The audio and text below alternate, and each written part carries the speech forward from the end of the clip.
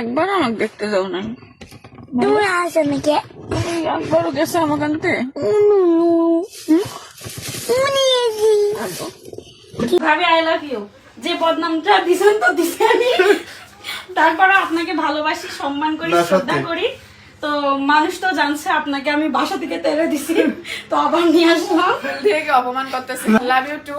তো যাই হোক, এই ফুলের মাধ্যমে সবকিছু ভুলে যাও, ফুলের মতো কি হয়েছে জীবন আম্মু? সাজাও।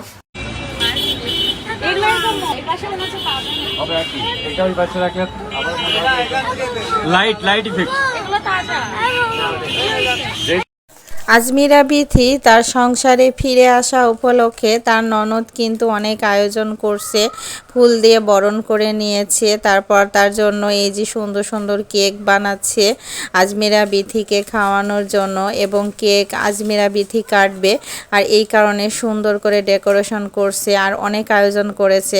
অনেক দিন পর ছেলের মুখটা আয়ানকে দেখতে পাবে আজমিরা বিথি। প্রায় দীর্ঘ 3 মাস পর কিন্তু আয়ানের কাছে এসেছে তার মা।